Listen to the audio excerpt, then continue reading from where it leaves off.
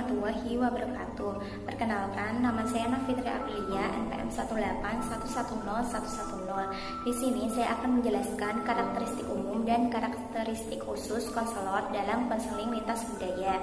Konselor memiliki kedudukan yang sangat sentral dalam penyelenggaraan konseling lintas budaya yang efektif.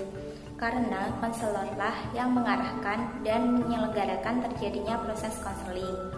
Ketidakefektifan proses konseling lintas budaya dapat disebabkan oleh faktor konselor, yaitu konselor yang tidak memperoleh pendidikan, pelatihan, dan juga pengalaman tentang konseling lintas budaya. Nah, ada beberapa karakteristik umum dari konselor lintas budaya. Konselor dalam konseling lintas budaya secara umum sama dengan konselor pada umumnya yang harus memiliki kompetensi profesional dan personal. Karakteristik umum konselor dalam konseling lintas budaya yaitu ada 3, yaitu kredibilitas konselor, daya tarik, dan juga kekuasaan. Karakteristik umum konselor dalam konseling lintas budaya yang pertama yaitu kredibilitas konselor. Kredibilitas atau credibility adalah kualitas, kapabilitas, atau kekuatan untuk menimbulkan kepercayaan. Nah, dalam kredibilitas terkandung 2 unsur, yaitu keahlian dan sifat yang dapat dipercaya. Unsur yang pertama yaitu keahlian. Konseli datang kepada konselor karena mereka percaya bahwa konselor merupakan seorang ahli, mempunyai pengetahuan, pengalaman, keterampilan untuk memecahkan masalah. Selanjutnya, unsur yang kedua yaitu kepercayaan. Nah, kepercayaan adalah pesan komunikator atau klien tentang komunikator konselor yang berkaitan dengan sifat atau watak. Apakah konselor ini dinilai jujur, tulus, terbuka, bermoral, adil, sopan, dan etis. Konselor yang memiliki sifat tersebut akan dipandang kredibel oleh klien meski berbeda budaya. Karakteristik umum konselor dalam konseling lintas budaya adalah daya tarik konselor. Konselor dalam konseling lintas budaya harus memiliki daya tarik bagi klien yang berbeda budaya. Sebab dengan atraksi, kecenderungan untuk berkomunikasi, dan terbangunnya good rapport semakin besar. Rolong May mengatakan bahwa jika konselor menikmati kebersamaannya dengan orang lain dengan tulus dan memiliki niat baik terhadap mereka, maka secara otomatis pula konselor akan menjadi orang yang menarik bagi orang lain. Nah, ada beberapa faktor yang mempengaruhi atraksi atau daya tarik konselor. Yang pertama yaitu ada faktor personal dan faktor situasional. Faktor personal yang pertama ada kesamaan karakteristik konselor. Orang yang memiliki kesamaan budaya, ras, nilai, sikap, keyakinan, maka cenderung saling menyukai. Kesamaan akan meningkatkan atraksi personal. Jika seseorang akan tertarik pada orang lain, maka orang tersebut akan mudah untuk dipengaruhi. Demikian pula untuk sebaliknya. Faktor yang kedua yaitu tekanan emosi. Jika seseorang yang berada dalam keadaan yang mencemaskan, memikul tekanan emosional, dalam keadaan tertekan, ia ingin kehadiran orang lain dan cenderung mudah tertarik pada orang yang mendekati. Yang ketiga, ada harga diri yang rendah dan isolasi sosial. Orang yang merasa terisolasi, ia akan mudah tertarik pada orang lain yang mendekati. Faktor yang mempengaruhi atraksi yaitu faktor situasional. Banyak faktor situasional yang mempengaruhi atraksi, seperti daya tarik fisik, rupa yang cantik, ganteng, tampilan meyakinkan, pakaian bagus, rapi, dan sebagainya. Umumnya orang akan tertarik pada penampilan fisik yang bagus dan mudah dipengaruhi.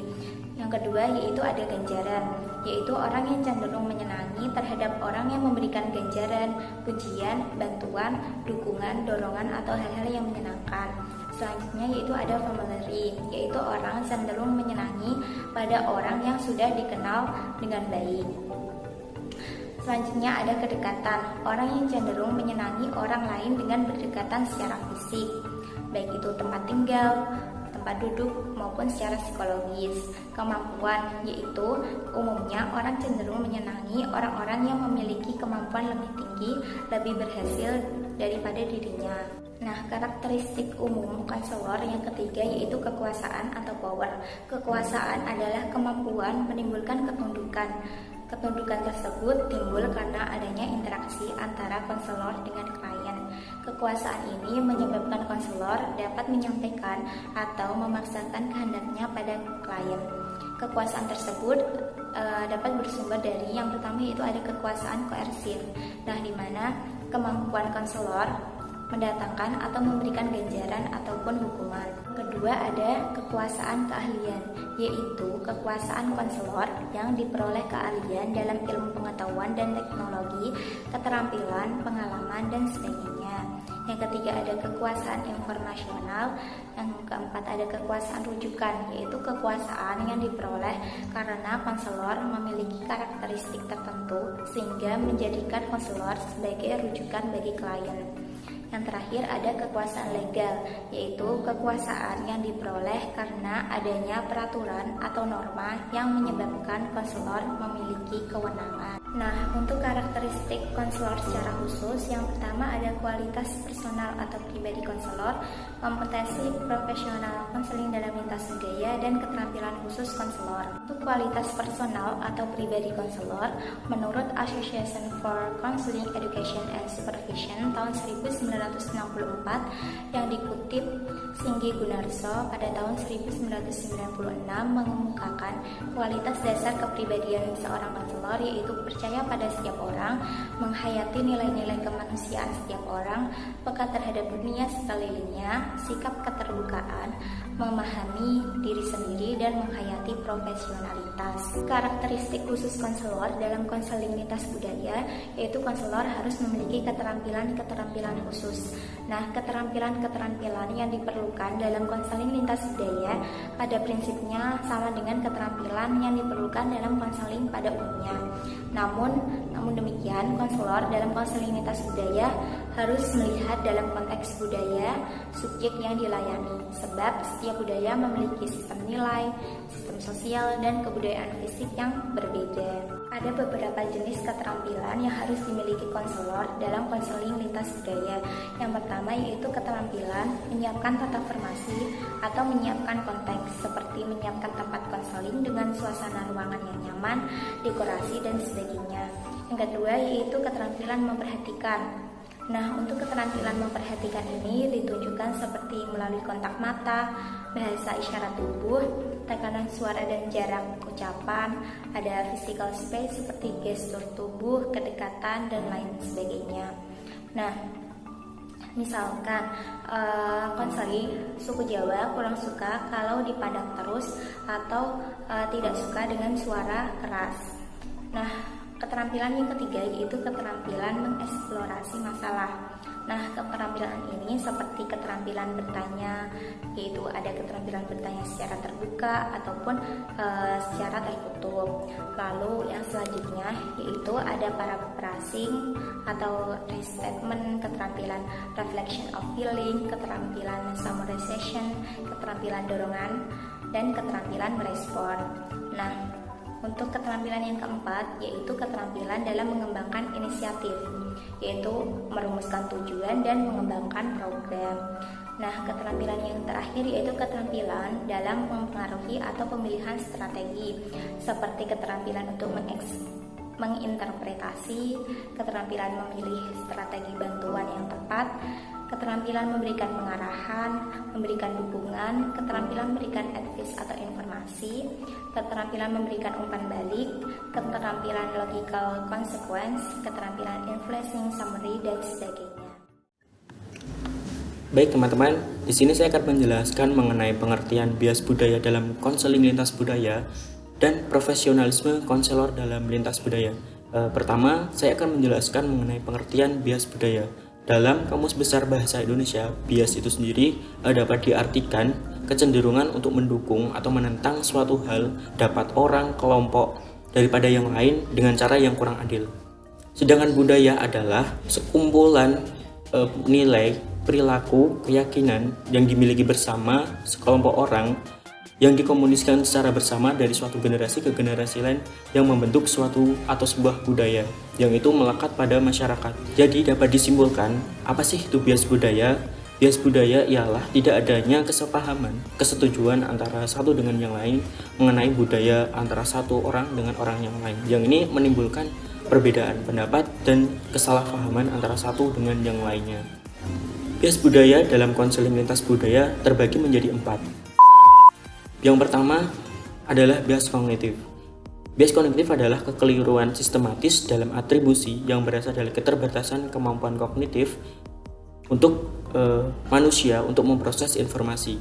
Jadi di sini bias kognitif adalah suatu kesalahan manusia atau kesalahan dalam keterbatasan kemampuan kognitif dalam memproses informasi. Apa yang disampaikan dan apa yang diterima tidak sesuai dengan informasi yang disampaikan. Jadi akan muncul sebuah kesalahpahaman mengenai informasi yang disampaikan dengan apa yang diterima oleh seseorang. Yang selanjutnya adalah bias asimilasi. Bias asimilasi adalah kecenderungan untuk memecahkan perbedaan antara skema yang ada atau skema yang lama dengan informasi yang baru melalui asimilasi ketimbang akomodasi, meskipun dengan risiko distorsi informasi itu sendiri. Mempresentasikan halangan signifikan untuk mendapatkan pemikiran yang jernih dan pemecahan problem yang efektif.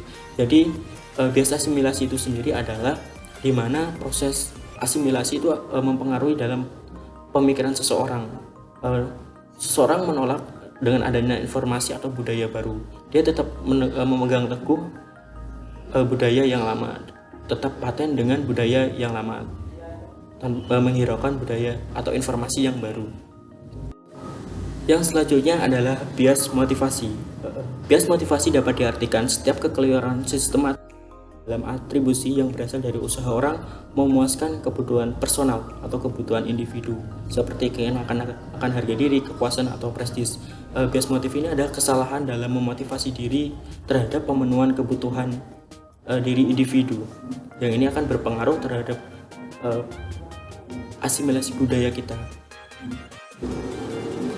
Yang selanjutnya adalah bias keterwakilan.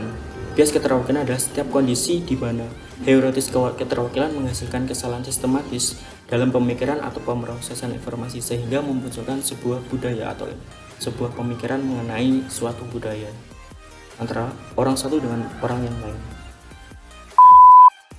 Baik, selanjutnya adalah profesionalisme konselor, konseling lintas budaya. Yang pertama adalah keyakinan dan sikap konselor yang efektif secara kultural. Ini yang harus dipenuhi oleh seorang konselor lintas budaya adalah yang pertama, konselor sadar akan sistem nilai, sikap, dan bias yang mereka miliki dan sadar betapa ini semua mungkin mempengaruhi klien dalam kelompok minoritas. Kedua, konselor mau menghargai kebinekaan budaya. Mereka merasa tidak terganggu kalau klien mereka adalah berbeda rasa, menganut keyakinan yang berbeda dengan mereka. Yang ketiga adalah konselor peka terhadap keadaan, seperti bias personal dan keadaan identitas, yang menuntut adanya acuan klien pada kelompok ras atau kelompok masing-masing.